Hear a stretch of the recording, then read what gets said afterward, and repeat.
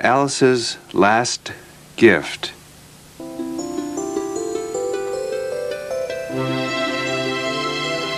For many summers, my family went on vacations. We always got into the car and drove out to the countryside to see the beautiful scenery.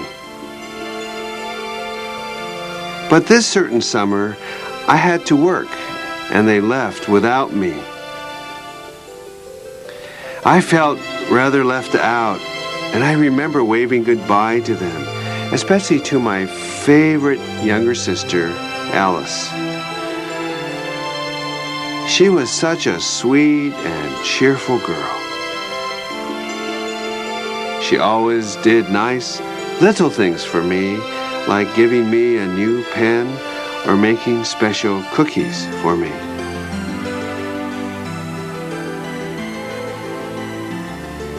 After my family had been gone for a few days, I received an emergency call at work. I was told that there had been a terrible automobile accident.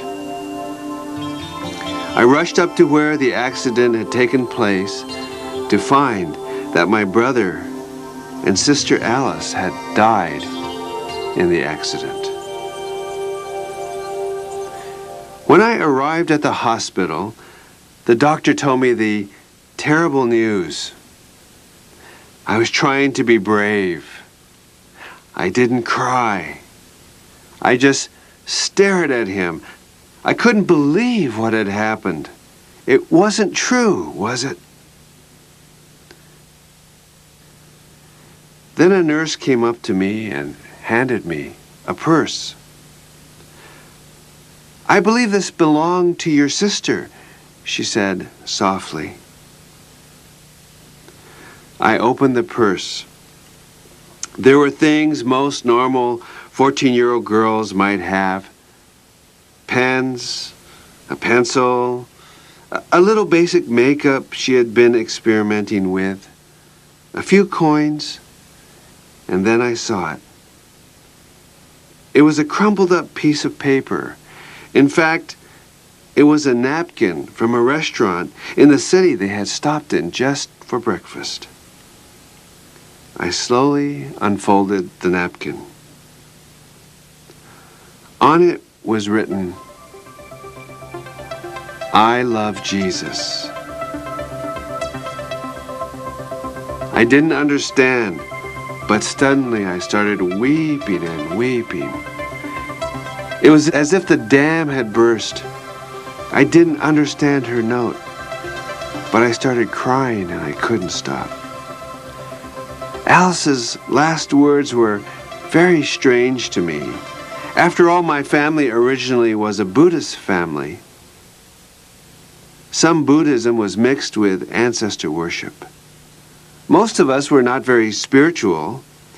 None of us would have considered ourselves to be Christians. So, what happened to Alice? Then, later on, months after the accident, others told me the story. The weekend before the fatal trip, Alice had gone on a retreat and apparently had accepted Jesus into her heart, as they said. Apparently, she was very, very excited. She had said that she couldn't wait to get home to tell me all about it. Well, that fatal morning, the family had stopped for breakfast, and I guess Alice was just writing things on her napkin. That was her very last gift, her final present to me. I became convinced over time that Alice had gone to heaven. Where else would such a sweet girl go?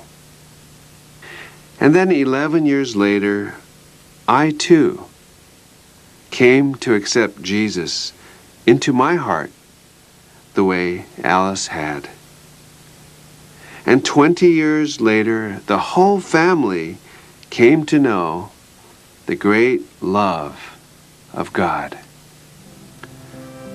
I will always thank Alice for being the first one in our family to learn about God's love. But most of all, I still love her so very, very much. And I know in my heart that someday I will see her again, and we will hug and laugh and cry